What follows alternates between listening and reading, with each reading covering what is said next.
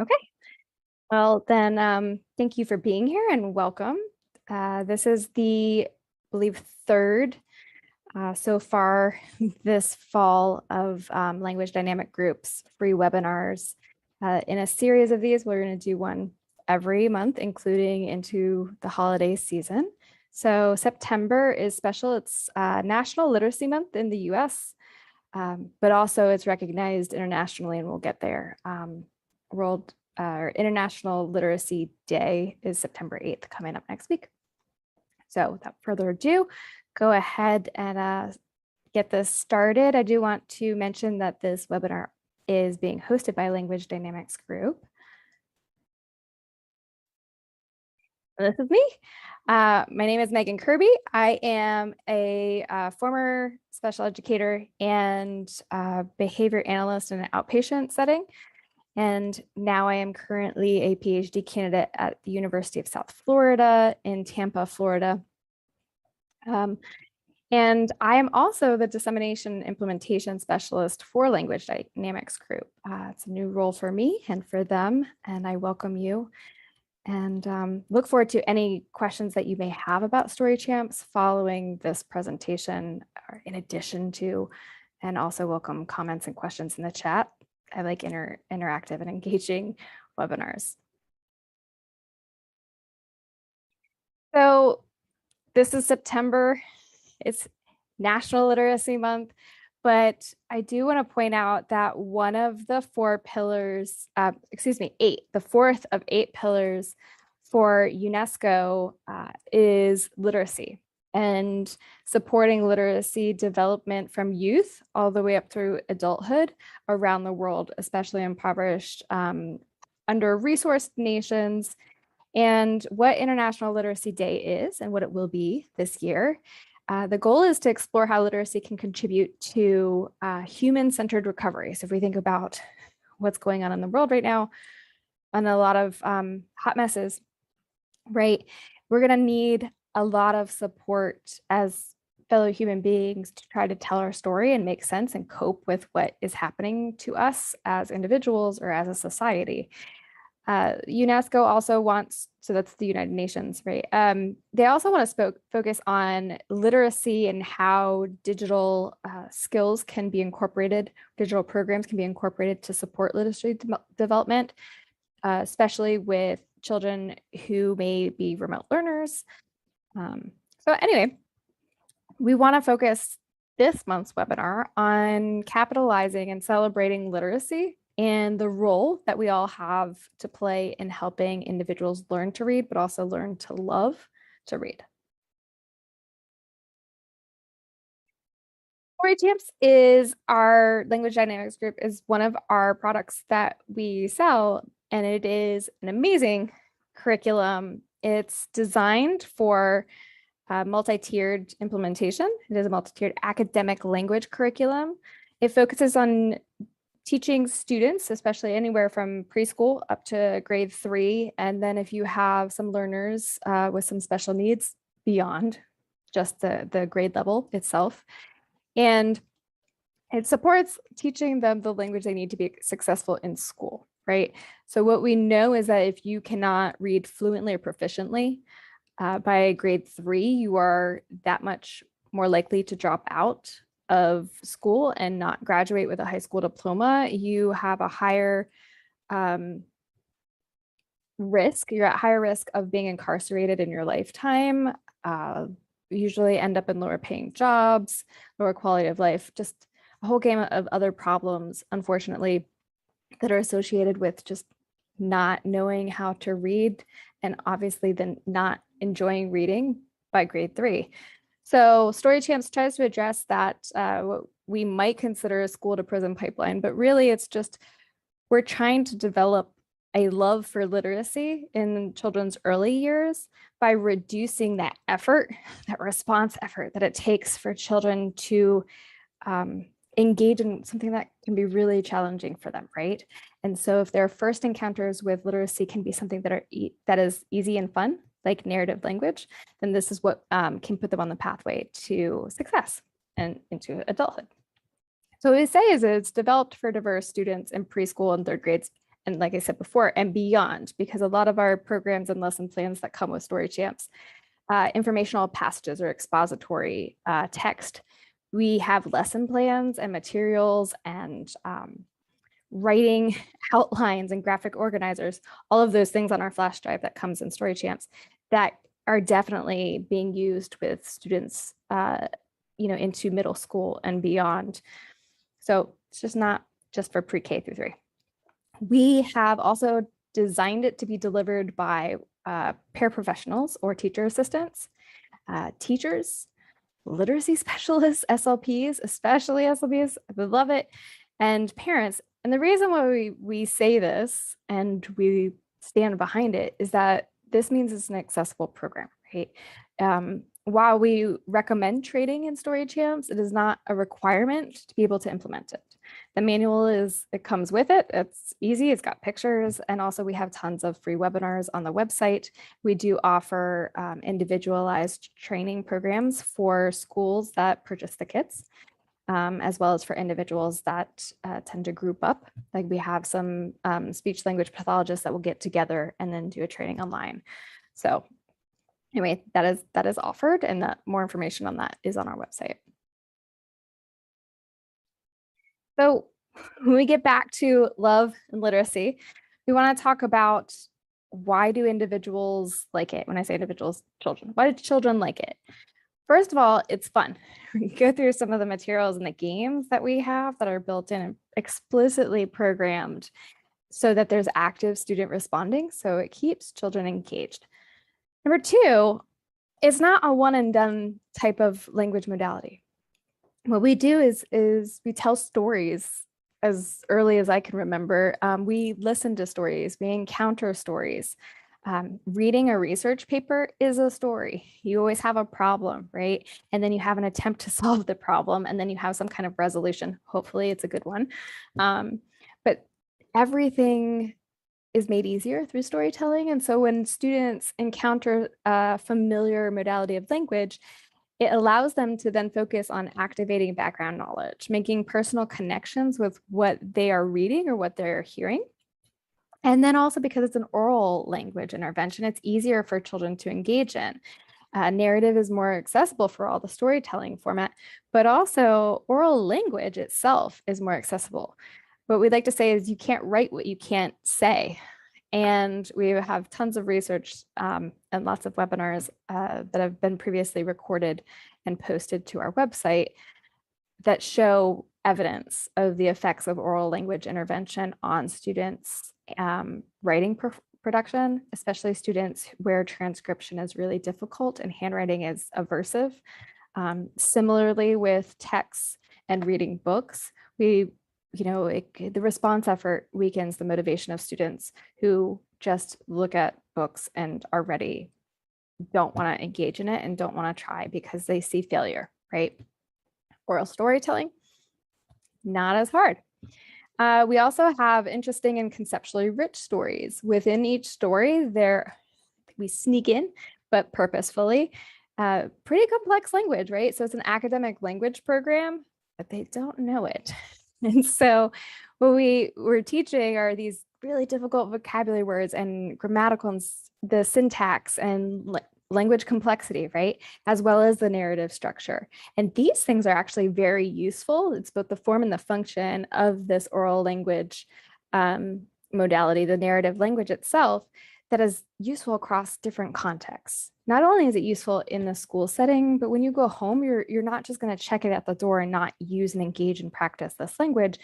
It becomes very useful when telling a parent about your school day. When they ask, how was school today? Hopefully we don't keep getting fine. We now are able to tell a story, maybe a little snippet about some random thing that happened, but it will have, a beginning, middle, and end in a sequence, because it's not considered work. When students find something useful and fun, it becomes reinforcing for them. So they're more likely to engage in the behavior. This is the kit. What comes in the kit in terms of physical, like things that you can touch, right? This is a snapshot of just some of the materials. There's a storybook. So in the center right there, big bold letters, storybook. And then there's illustrations for each story within the storybook. And those illustration cards are the picture sets that are right underneath that storybook there. There's the little boy that's riding a bike and he hits a rock and he falls off and he hurts his knee. And he goes to ask his mom for a Band-Aid and she gives him a Band-Aid and he feels better and he goes back out on his rides his bike. Those cards are materials that are used in every single lesson. And those lesson plans, it's not just that we give you the stories and then the cards and then you're left to your own devices, but the lesson plans themselves that tell you exactly what steps to do and when to touch the picture and when to remove the picture and just use the icons. All of those things are on this little flash drive that's at the bottom of the screen here. And the manual as well. So the master lesson plans. We have writing activities and graphic organizers. We have, this is the best thing, and it was not planned for the pandemic. It wasn't even a thought in our minds. But on the flash drive is a digital presentation link, right? Or a format so that you can engage in virtual learning and remote distance learning with the students. So while the materials and the kit might be still in your office or at school, in your clinic, what ends up happening is can't go back there if we're under lockdown or the kids aren't there to do small group instruction. We have heard so many great things from teachers and SLPs who are delivering this remotely and are able to project the materials and the stories and the icons, and you can move them through touch. So yeah, just really, really funny that that was done in absence of knowing what was about to come. So there's also games, what I referenced earlier on, is what makes Story Champs fun.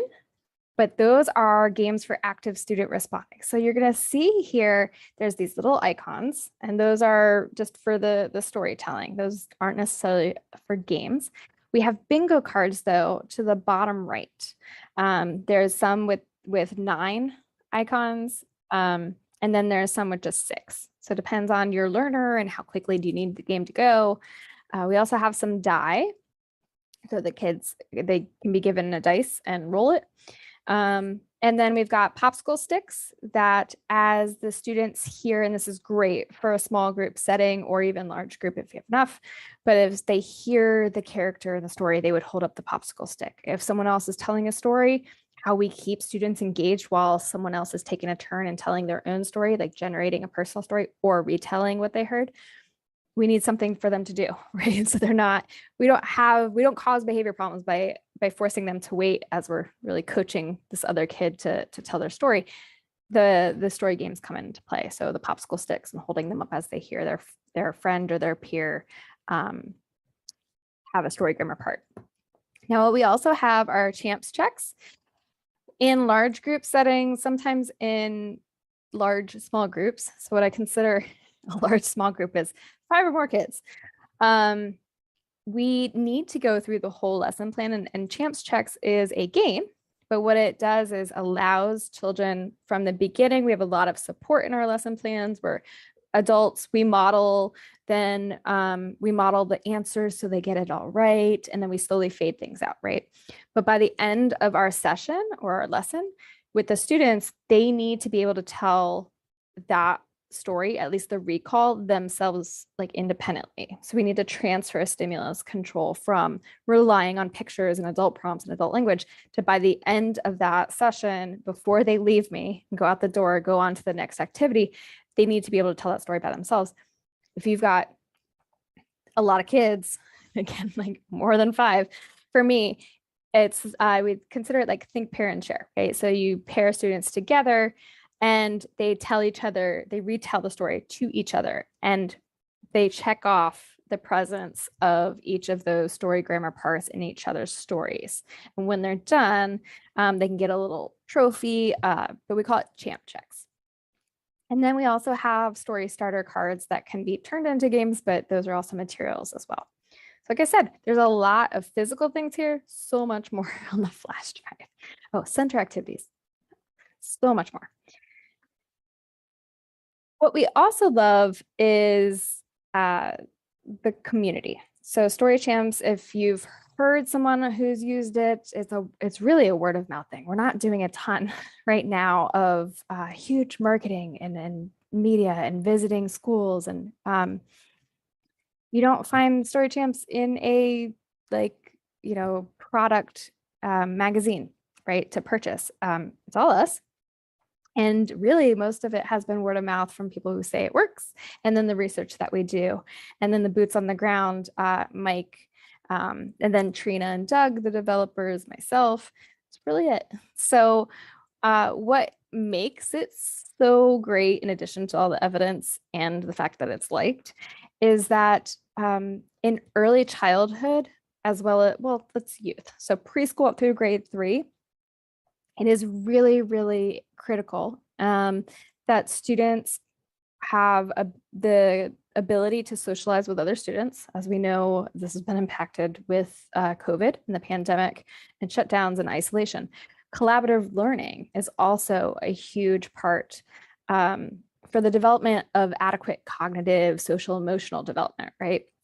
And there's tons of research that says that students who don't have these sociability and collaborative learning components built in to their programs, they're not going to succeed as much as if they were engaged in an intervention program that did have that purposely programmed.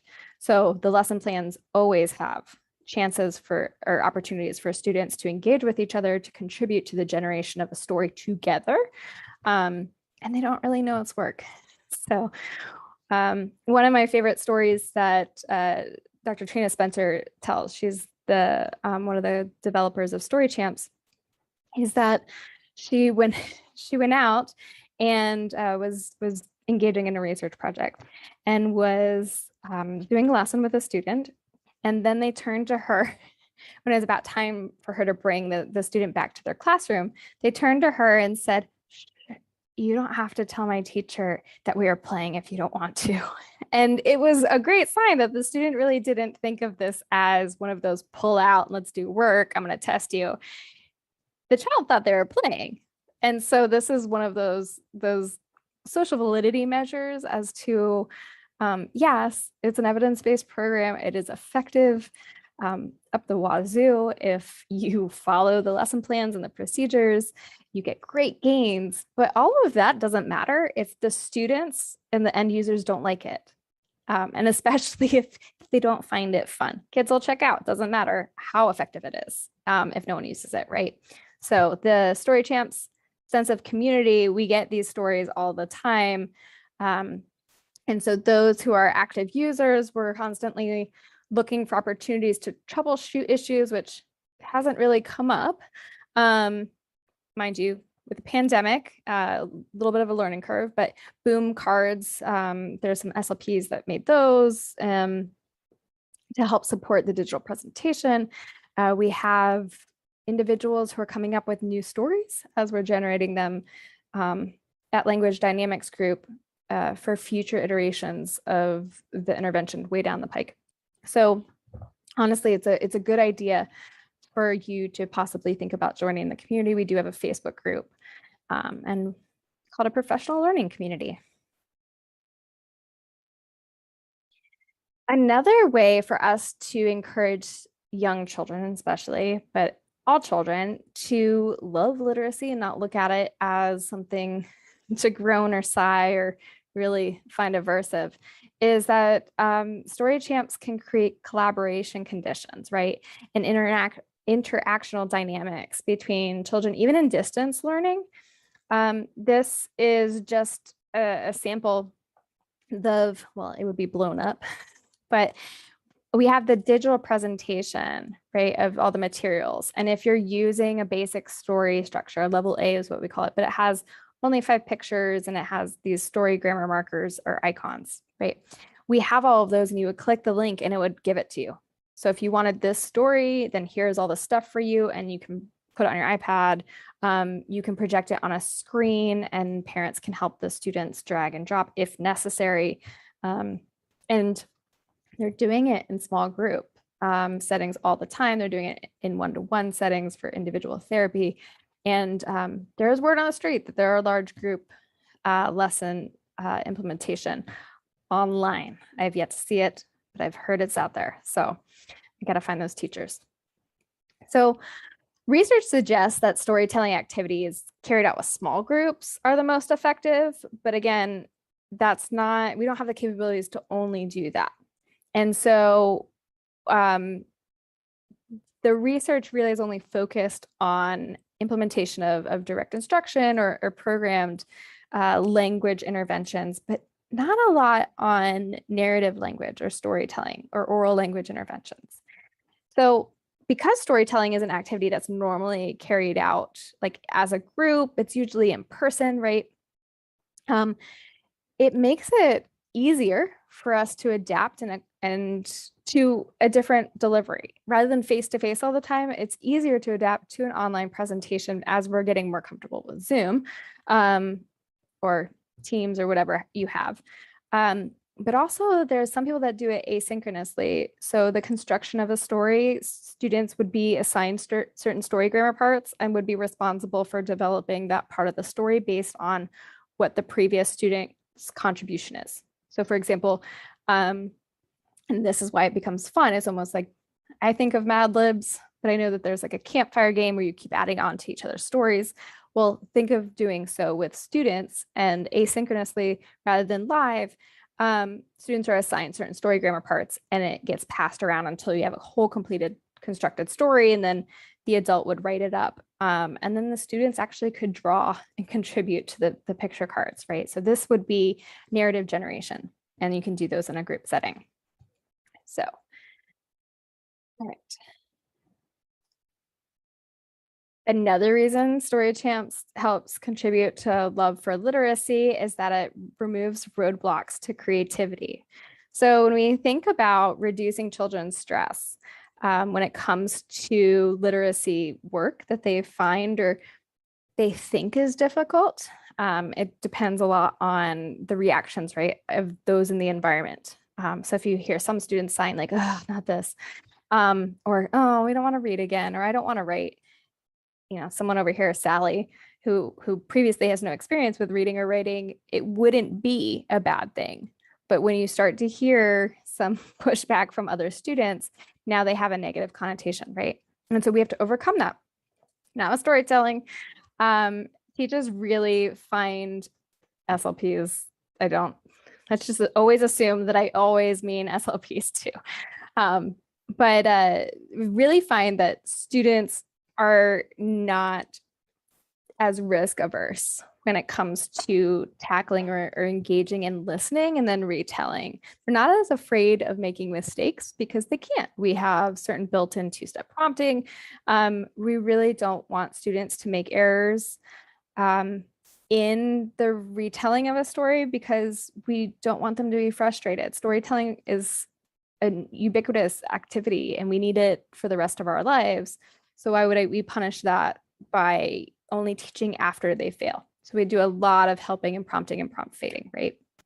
So if it's just easier, we also get these writing outcomes. And I mentioned that previously, but we have experimental studies that show that kindergarten and first graders actually can improve their writing quality, so their text generation skills, without any formal writing instruction, just Story Champs.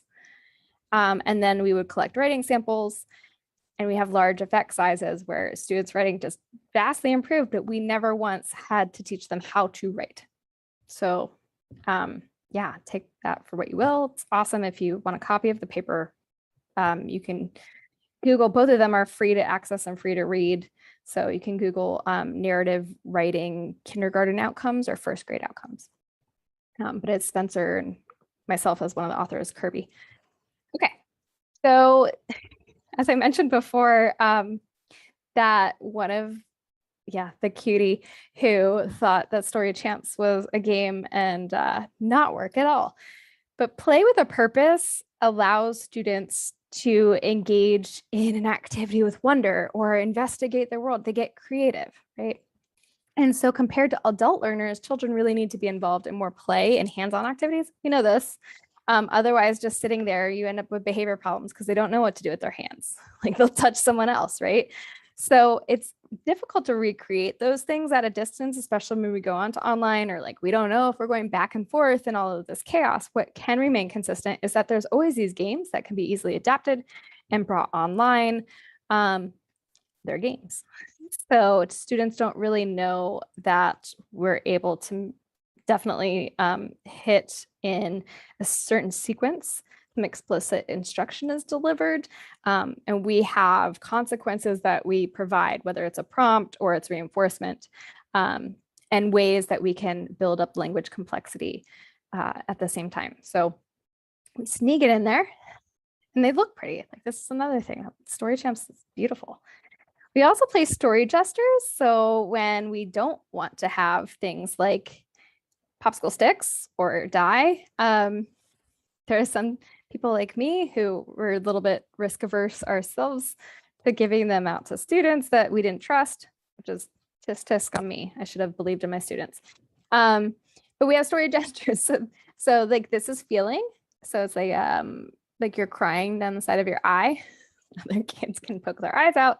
But you don't need materials. So it's another thing. You don't need any materials for storytelling, right? You can take it wherever you go. You can speak, you can write it. And then especially with our story games, we can take them wherever. If we forgot our kit, well, at least we can do story gestures. Character. More information in the manual.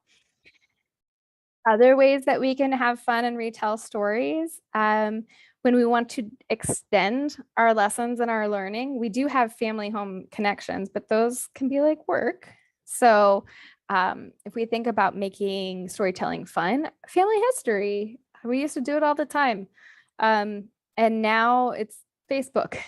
So showing kids pictures, on the phone, or if we actually have photo albums anymore, and creating stories out of what was happening in those photos, whether the child is in them or not, or having the children come up with these stories on their own. They may not be true, but what do they think is happening in these photos? Always funny. I like those. Advocacy. So there are some students that really want to retell a story about something unfair, unjust happened, and then that can turn into writing a letter. And there's so many other ideas, but there's one about pizza. There's a story about pizza, and then it gets the students to think about wanting free pizza, and so they write a letter to the principal. There's no rules. Movie recaps. So after a student or a young child watches a movie or a cartoon or some kind of episode, it's a great opportunity. It's a narrative frame. Great opportunity to have them recap that, and that's working on their oral language and their narrative structure. And we would give them help to encourage them to remember all parts of the story, the key story grammar, and same goes with TV episode summary. So students also learn early on that their stories matter. Okay, so wanting to teach storytelling, and we want to teach storytelling, and we want to actually actively listen to the stories that they have to tell. If we do that, and we do so through active listening, students really, their personal experiences, it validates self-expression. So it says that they matter. Like, I will listen to you, and I will remember, and I will bring up whatever you told me in a future conversation. These are the skills that make for great business skills, right? There's actually a place out in Nebraska called Boys Town, and Dr. Pat Fryman is out there, and I think he still runs it. But, a lot of these students who come from really impoverished, under-resourced communities in LA, DC, Baltimore, all over the country, and these young boys, he likes to say that they're on this escalator downward, right? And they intervene, and then they get to go to Boys Town. Well, one of the things that he teaches them is to elicit stories from guests, these high rollers. Some of these funders of Boys Town will come for like a fancy dinner, right? And he will teach them to elicit information about themselves so that later on at the seated dinner, they will bring up those things that they learned through the stories that these donors told. They will bring up some of those things in conversation. And the next thing you know, these young men have jobs lined up for when they graduate. So if we think about, man, if Story Champs could just be in some of these communities, we could learn the skills that could teach us to be savvy and create a sense of, wow, I feel important because someone asked me and remembered about my story, right? So self-expression and validation of our personal experience is super important, and it creates a love for learning. And like I said before, it's reinforcing. So if it works, we're going to continue to do it. So if we can continue to tell our story and someone validates that experience or says, oh yeah, makes a personal connection, says, oh, that's also happened to me too. Or if it hasn't, we'll remember and bring it up in the future. There we go. We've got another convert to the love of literacy through oral language. What we also know is that, the active student participation, the fun games that we have, the lessons and how quick paced they are. So there's active student responding, that really, if we don't get that early, it's unfortunate that it affects children's ability to initiate activities, to actualize their agency, really to acquire the knowledge of when to advocate for yourself, when you can make decisions, and then also when to know to ask for help. So when to try something first, and then when to ask for help after maybe you don't first succeed. Storytelling and the way we have Story Champs set up in terms of our two-step prompting, it allows children to contact success so that they're not afraid of failure again, right? So participating in group setting and contributing to the makeup of a group story, or actually listen to each other's stories and then commenting on it, all develops that sense of community and really trust. We also use storytelling to help these young people explore their creativity and imagination. I think that's one of the nice things that we have built in, is that we have story starter cards, and those story starter cards have crazy illustrations, and it's wonderful to see what students can come up with and generate in terms of either an oral story or written, independently or together. And oh man, their minds are great. So it's not only fun for them, but it just reinforces our work as adults trying to encourage children to love to read and love literacy in general. So all stories, like I said before, all stories have some kind of purpose behind them. So children especially have stories to tell. Usually they're talked to. Let's back up. Toddler years, it's just all about them. But at some point, when adults stop asking you or talking about the things that you like to talk about, like that's what we do all the time with young kids. But the minute that kind of stops, other kids aren't doing that with each other. They want to talk about their egos, their own little egos. And so what we can do is start to listen. When children get better at constructing a story, there's a lot of information that we can gain from it. We can learn both from the students and about the students. Their narratives can tell us a lot about what topics are of interest to them. So if we think about, especially when they aren't really great readers, they're not, gravitating towards books, and we want them to. But if they are great oral storytellers or emergent even, we can get the information about what they find interesting. What are the topics they keep talking about or bringing up? And then we can kind of guide them towards sections in the library or towards books that we already know that they're going to be motivated to attempt to open and attempt to read. And so that's going to help them find a love for literacy, but we got the knowledge without quizzing them, right? There's several reasons why we should teach personal stories. About 80% of our stories are personal experiences, right? It reflects how, the fluency, what kind of language complexity, maturity is in their spontaneous language. Is it rote? Storytelling will help loosen up some kids, especially on the autism spectrum, who can be a little bit rigid. And so if we train loosely, narrative language is the best for that. So we don't create little robots in our programming by no fault of their own, right? It's also socially important. Who has the most friends at bars? People with the good stories. So if we can teach storytelling, it opens doors also for social relationships. It's immediately useful.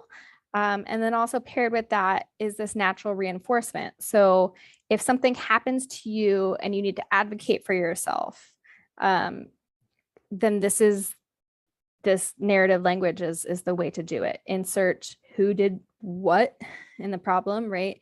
And then what did you do to plan or attempt to fix that problem? And then what was the consequence? You can think about all sorts of ways that people can report things that happen to them so that they can get help. But that's not on creating a love for literacy. That's in another webinar. So here's some ideas for kind of expanding and extending the games. If you have access to these microphones, the green mic that's on the right-hand side, you can get those at Walmart, or the left-hand side, the blue one, you can get on Amazon. They're both under 20 bucks. Horror stories in the reviews from parents because the kids love them so much, but they're not that little echo plastic chamber anymore. We've moved beyond that. And if you have any other tips for microphones, please let me know. These are the two high rated ones that I get feedback on. Personally, have not bought yet. So then we move from, okay, we've got oral storytelling, it's reinforcing, it's fun, all these things. And then you get into, okay, well, I found out that my students or these children really love the topics about cars and dinosaurs. Two easy topics that most kids aren't interested in. But so I can get some books on that. But when are we going to encourage them to write stories? And really storytelling and story champs in particular helps create the kind of community where students can then share their writing. They can collaborate with different audiences. So students have different backgrounds. Different adults have different backgrounds and experiences. So we can also connect kids on our caseloads or in our classrooms to the wider world because everything is on social media these days. So we can publish student work on a blog. They can make a video. You think about it like mini Hollywood scripts. You never know. So there is a group, just mentioned briefly, that is in LA and Los Angeles, Young Storytellers Foundation. Super cool, but they pair up people like Hollywood industry folk to volunteer and go into school and teach kids how to write stories to then be performed, right? Super cool, but it takes the concept of storytelling. Unfortunately, they wait till students are older, right? So if we can get them younger and they already have a love for that, then writing isn't as difficult to get the kids to want to write. All right, so here's an example because I keep bringing up the story starter cards. So this is a story generation lesson plan. And this is an example of the lesson plans that we have. And the step-by-step, it's almost a task analysis for us as the adults so we don't mess up. And over time, you don't need these anymore. But we have the kids generate orally a story if they pick one of these at random or they vote to select one of these illustrations, and we put it up and project it. And then we assign story grammar parts to each kid. And one by one, we take the information in order, in sequence, and I will write up the narrative. And then they learn to copy it. So there is definitely not only a scope that we have on Story Champs, but a sequence. And when you get students to certain parts and when would they be writing on their own? Not at step one. So this would be like step one. They're just going to copy down what they produced orally. Again, you can't write what you can't say or think. So that's where we'll start first, and then we'll work on the written generation next. And then finally, some of these story generation or personal story generation extension ideas, these come into play with, okay, if we want to get students to continue to love literacy, so it's not just, okay, read. Now we're at the reading to learn part, which we always hear is the most difficult. Learning to read and then reading to learn. I would argue that they can still learn to read, into their older years. I still am, as a PhD student, learning to read how to read research articles. So it's not like a definite cutoff. So we need to make sure that we incorporate fun activities just as much as we do and games and such with our very early learners, right? Or, pre-K through, I would even say like grade 1. But as they get older, we tend to neglect some of these things to make it fun. So personal story generation to extend these story champs lessons, or let's write about our travels. So this would be something like from the summer or a break. But some kids don't go anywhere, so they can't write about travels. Some children love video games. Well, develop a plot, a narrative for a new video game. Fan fiction, they like certain graphic novels. Well, you have to do a spin-off. And so all of these things still require narrative structure, right? And now we're going to be building on the linguistic complexity that they use in these narratives and these written narratives. If we're doing it orally as well, I can transcribe the information that they are going to give me orally. And then we'll work on the handwriting another day. And then podcasts, love this idea where we have young kids otherwise wouldn't be given the autonomy to do these things, but parents usually help. And be surprised as how many parents actually do help and love this, but creating a podcast and a fictional one. So after they create these stories, then can we create a podcast episode with the story that they generated using a story starter card? And so again, sharing their stories with the world, that context reinforcement, and then reinforces the fact that language is awesome and it's fun and it helps us connect with other people and we're not as lonely and it makes sense. And we share our experiences. And although I may never get to experience what you experienced, now I have it in background knowledge because I listened to your experience. So it's just a great storytelling. Love it. But it's just a great way to help children develop this passion for wanting to learn more and wanting to know more, to be curious about the world. And so I really think that is an essential part of why Story Champs works, as well as creating a lifelong love for literacy. Okay. And on that note, I'm going to call it for this month's free webinar. If you have any questions, you can put them in the chat. You can also send me an email. Be more than happy to answer it. And yeah, that's just it. Thank you for joining.